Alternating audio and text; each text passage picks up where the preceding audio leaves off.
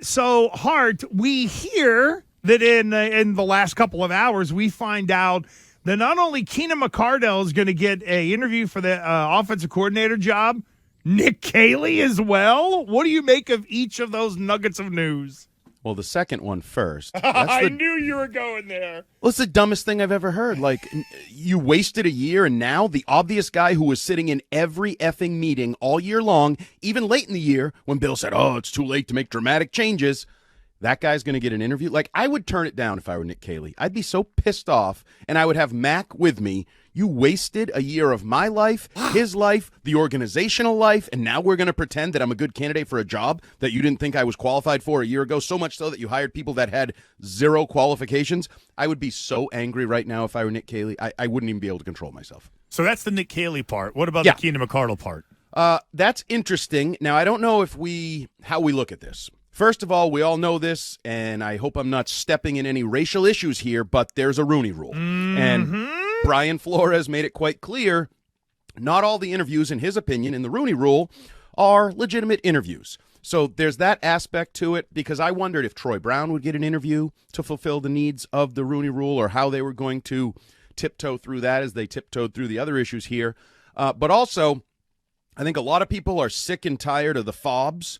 And then I think a lot of people are surprised. Wait, he played for Bill? Does that make him a fob? Should I be excited about this? Is this a new candidate? Is this an interesting candidate? Or is this just another sort of outside the circle but still close to Belichick because he played for him?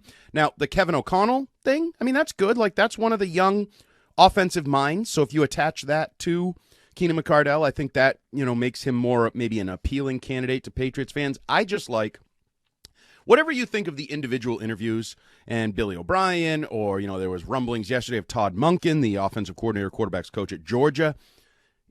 Haven't we already accomplished more this offseason than we did the entirety of last offseason? Just by these people being in the mix, just the press release alone, I think, accomplished more. Let's start with that. Let's identify a problem and tell you that we're going to fix it. So I already feel better. Then you mix in the fact that apparently the Patriots are getting Lamar Jackson and D-Hop and all these other players based on the Vegas odds. And hell, we are off to a tremendous start this January. I'm enjoying it. Are there other names that you expect to hear throughout this process? Like, will Adam Gase get a turn? Does Nathaniel Hackett get an interview? By the way, old buddy Hackett is interviewing for the Jets OC job today. What a perfect place for him to go with Robert Saleh. Go there, get fired again, collect more money. Great for him. Yeah, I mean, there's a lot of interesting layers to that. First of all, if you go to the Jets, who's your quarterback? Because I think they've moved on. Tom Brady. Oh, now we're doing that? We're doing the Tom Brady stuff? I just threw that out there. Yeah, but that's going to be the answer for New Orleans, New York, Las Vegas, San Francisco, Carolina, Miami. Lamar Jackson. I don't know if that would – the Lamar Jackson one is weird too. I know I'm all over the place here. I don't know what's wrong. It's okay. Drugged up or something.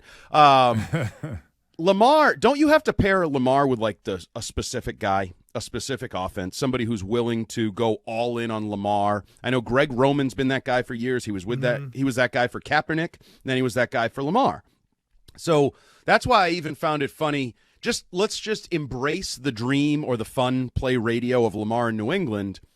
Can you hire Billy O'Brien, and then is Billy O'Brien the right guy for Lamar? Or do you almost have to get Lamar first, whatever team you are, and then figure out how you're going to marry your scheme up to what he brings to the table? See, to me, that whole scenario is 100% playing radio. I don't even think it's realistic, because I think that the simplest, most obvious answer is Bill O'Brien. Like, that's it. And that is, and I don't know how you feel about it.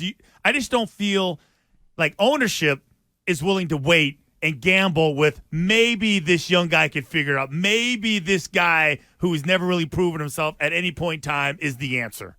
Oh, yeah. Billy O'Brien has been the right answer for a year plus. Now, the problem is, the rumble. Oh, Monty Ossenfort, he knows Bill O'Brien. Could he bring Bill O'Brien to coach Kyler Murray? Could he get another shot as an NFL head coach in Arizona? And working with Kyler Murray, fixing him. And now I think the greatest advantage the Patriots have is location. In real estate, it's about location. Mm-hmm. Everything I've heard, Billy O'Brien kind of wants to be here. And by here, I mean Massachusetts. Not the Patriots as much as Massachusetts. And then the next step is, well, that's a good job, Mac Jones and Who knows? I know we've accepted the idea that maybe Gerard Mayo is returning in some sort of next-in-line fashion here, but Billy O'Brien could certainly be a secondary next-in-line option if he returns here, so I think that's a benefit to you. But what do they always say about men? They're as faithful as their options or something to that effect? Like, Foria, you would know this better than I. Well, that's a Chris Rock saying. It's men are only as faithful as just options. Yes, you got it right, though. So, you landed it. Billy O'Brien is the perfect candidate unless he likes another job more that offers more money, more advancement, head coaching, whatever it may be. So I wouldn't screw around. I agree with you, and I wouldn't screw around. Tampa's now become open. I know there were those stories that Tampa almost hired him last year to be Tom Brady's offensive coordinator. So I'm in love with Billy O'Brien. I think he's the perfect candidate because of not just the obvious, but we forget he'd be melding Alabama and New England, which is exactly what Mac Jones has been trying to do, right? Like they're the perfect, let's meld together, Billy O. Let's meld this all together. It's interesting that you bring up Tom Brady. Okay. Does Tom Brady tie into Bill O'Brien's decision? Maybe they partner up, maybe they pair up, whatever it is. I wonder if if you go to if Brady goes to Vegas, it's a non-starter. But if Billy O and Brady can be like, hey, man, we might be able to package this up a little bit, not for Bill O'Brien to become the head coach, but as you mentioned, the OC, is that something New England has to be wary of, that Bill O'Brien might say, you know what, I might pair up with number 12 once again? Only in Tampa. I think that's only a consideration or an issue really in Tampa. Is it more dangerous because Jason Light is still the general manager down there and was around with all these guys? Well, I think it's more dangerous because it might tug at Tom Brady's remaining heartstrings and the ability to stay in Tampa, stay near the kids. You still have Evans and Godwin, regardless of how frustrating Evans was for him dropping balls much of the year. You still have a lot of allure there. And if you say, you know what, we're going to bring in Billy O and you guys can work on this and kind of run the show together. Other than that, no. And I still think the dream for Tom Brady is San Francisco. And Christian, you may be able to poo-poo on this. Maybe I'm just playing radio, but if there's one thing in Tom Brady's massive world of accomplishments and dreams that he hasn't accomplished, he hasn't played for his boyhood idol team next to his parents with the family in the crowd. Like, I think there still could be an allure there. And then, this idea that we saw those pictures last year of his son in camp at Tampa being a ball boy and him like putting it on Instagram and like just being the proud papa. Can you imagine how much that takes it to the next level if those pictures are in 49ers garb, just like he wore 49ers garb when he was that age years? If there's a sentimental favorite, it has to be the Niners, not to mention they're frickin' stacked and loaded and have talent on both sides of the ball. It'd be the Phil Jackson next step for him. Yeah, and that'll also determine, Andy, I think, will be determined based on how they finish. Right. If they can get by with Purdy, I would say no. Hey, we won it with Brock Purdy. We're just going to keep mentoring this kid. We don't need the extra. We would love it, but wrong time, wrong place. What about the wide receiver position? There's a couple areas on the offense, and I keep focusing on the offense. I feel like that's the biggest issue. We went through a couple areas of need, and the two things that we came up were with a tackle in any way, shape, or form, and wide receiver. For the Patriots. For the Patriots, absolutely. They got good wide receivers. No, they had their tackle too. That's pretty good. Yeah, Trent Williams pretty good. Can we think we could trade for him? How much do you think that would cost? They're the anti-Patriots. They have great coaching, great playmakers. They got the whole damn thing, kit and caboodle. I think, my famous Andy Hart three-step plan to the offseason was offensive coordinator, find a tackle, find a number one receiver, and I've promoted the idea the guy that I would try to swing for and sneak in on would be T. Higgins, because I think you could beat the market to T. Higgins. I think and we saw T. Higgins beat the Patriots, dominate the Patriots, what he can be. I think he's 1 year away from hitting the open market. He's 1 year away from, we can't really pay you because we got Joe Burrow and we got Jamar Chase. Those are our guys we're going to be building around. I would try to pursue a trade for T. Higgins as part of a maniacal offseason plan, because I think if you get T. Higgins, a lot of the other stuff falls into place. Maybe you re-sign your guy, Jacoby Myers, to be that complimentary playmaker, the get open, catch the ball kind of guy.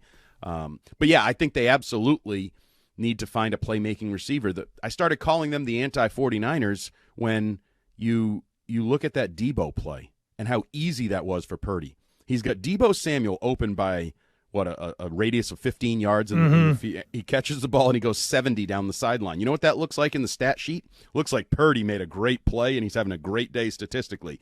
He did nothing. And I think Mac Jones would benefit from doing nothing a little more often. Yeah, you could understand why the Niners would have flirted with a guy like Mac, or there was the debate. Sure. Because he would have fit exactly sort of what Brock Purdy's doing. Interesting you bring up the Largos. Fourier and I had a conversation on that. You need one desperately. I know a lot of the natives aren't going to like it, but isn't that the 14th pick in the draft? Get yourself a plug-and-play guy right away. Bingo, bango. I'm going to get 17 games out of a young stud that's going to be here for 5 years, and I don't have to pay him $18 million a year. Absolutely. My concern would be you've tried that before and it didn't work great. I know you'd be going higher and a more marquee player, but we still have the failures of Isaiah Wynn are fresh in our mind thanks to last year. And even the Cole Strange, how good is he? Like, you know, it used to be if you drafted bigs for Bill, you were great. Whether it was Richard Seymour, Logan Mankins, Vince Wilfork, you drafted Joe Tooney. They were plug-and-play great. Now maybe that was some Dante Scarnecchia, which is probably a big part of it over the years, and it's a little different makeup now. You haven't exactly nailed the offensive linemen higher in the draft of late, but certainly the theory, the Rashawn Slaters or the Darisoff for Minnesota, like these guys that you get in there and all of a sudden within a year, they're one of the best tackles in football, and they change the way, you know, all these criticisms of Mac's pocket presence and he doesn't move well and he freaks out under pressure. Well, the best way to stop him from freaking out under pressure, if you believe he freaks out under pressure, is to stop the pressure. And the best way to do that, those tackles, they're hard to buy because when you buy them, you almost always grossly overpay. So, yes, the smart, and you're seeing it in a lot of mocks. There's the kid from Ohio State has become a popular mock. The Northwestern kid as well. The Northwestern kid. Yep. And it's not sexy, but if you add that as part of the plan, and even with the receivers, you know, I know Devontae Parker's trying to talk us into he's a WR1. I mean, yeah. But the receivers are better than the tackles. Can we agree on that? Like you're closer to having good enough receivers. Dog duty. Yeah, and some people think you need 2 tackles. I think you need to find a way to salvage Trent Brown, and that might be draft a left tackle, put Trent Brown back at right, and just let him settle in there for the paycheck that was originally allocated for right tackle. Because if you go into the offseason saying you need 2 tackles, that almost feels impossible to do in the National Football League. Like to upgrade both tackle spots in one offseason feels like a bridge too far. Didn't Tampa do it? They did. But signed one, drafted one. Yeah, but to your overall point, it's hard because and they didn't need the receivers, right? Like you still there you go. To allocate to 2 call. tackles and still be able to upgrade at receiver, maybe upgrade at cornerback, maybe upgrade at linebacker. You know, I don't know that you can go all in with the tackle market. So if you can get Trent Brown to play good enough, you probably have depth. We can get real deep on the depth chart if you want to talk about Stuba, the late-round pick, who could be a swing backup. People just clicked off and turned to a different music station when I brought up So, Stuba. real quick before we let you go, so out of the AFC games, right, let's just focus on Jacksonville, Kansas City, and then Buffalo and Cincy. Yeah. Who do you got in those games? I like Cincinnati, and I mean that in the literal sense. I really like watching Cincinnati play, and I'm going to take them because I don't know if it was just the division game thing, but Buffalo's defense did not look good. Buffalo's back end on did those not 9 look good. minutes that they played before Hamlin went down, they looked like they were on their heels. No. I mean this week. I mean. Oh, okay. Recently against the Dolphins, against a third-string QB. Against a third-string QB. Again, it was a division game, and I know those are weird, and the knowledge and all of that. And then the flip side of that is, for me, Buffalo lost their way offensively. They just turned into like chuck it deep. And I don't think it looked more like old Josh Allen, early career. Oh, when in doubt, I'm going to see how strong my arm is. Now, it's better now because you have Stephon Diggs. But I don't think their offense or defense is playing as well as they have. They are not peaking at the right time. So give me Cincinnati and then give me Kansas City because I think Kansas City was just hanging around watching all that competitive football this weekend like, yeah, we earned this spot. I still have Mahomes. I still have Andy Reid. We're still the team to beat. We'll see you in Arizona.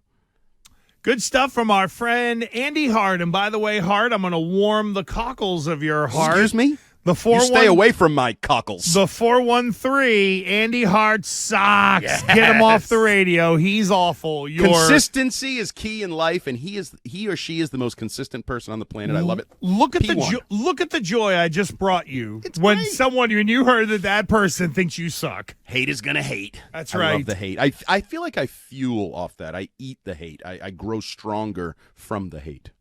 It's a joke there, right. but I'll let it go. No. Don't look into it that much. Yeah, no. It's superficial. Wow. I'm very superficial. I'm very simple. I'm a simple man. Hey, That's listen. why Fourier and I get along so well. We're You simple. moved upstairs. You moved out of the den. I missed that Bo Jackson jersey in the background. Maybe I'll bounce around. Maybe it'll be like, where in his house is Andy Hart this week? Ooh, Brought there to you by go. Nick McCartell. I would like one Flush. from the kitchen. I wanted while you're eating like a big sandwich. Oh no! Yeah. All he eats are peanut butter and jelly. You know what I've mixed in lately? I've mixed in more jam. I forgot how damn good jam is. Strawberry jam. What are you making that face for? I can see your face. Wait, We're on I Zoom. mean, he said peanut butter and jelly. Of course you have jelly. No, peanut butter and jelly Jam is and jelly are disgusting. not the It's same. massively overrated. See, I and think- jam and jelly are different. Really, what is the big difference between what is the big difference between jam and jelly? It's the way they're processed, Both I do fruit. believe. Jam is Isn't like a it one preserve. with seeds, one Yeah. without, or something like Jam that? is a preserve. Yeah. Jelly is just like it's similar to your cranberry sauce. Like the jellied Yeah. version is just like smooth, and you could suck it through a straw. Jelly you could suck through a straw. So what if you mix the two? Do you get like a hybrid, or is You would get a hybrid, I guess. get a But hybrid? I guess. I don't know. I a feel like hybrid. jam is a hybrid of jelly. no, jam is its own thing. I think jam came first. Look it up. I'm sure Really? Wikipedia has Was it. it now? Oh, thanks. Where's the music for Thanks. Andy? Way to leave Where's me with the that. music for Now, Andy? now I got 8 That's the Great minutes Space of the Coaster. Great Space Coaster here. This guy flying all over the place between jelly and jam. Hard, thank you, buddy. We appreciate it. See you guys. Great stuff from our buddy Andy Hart.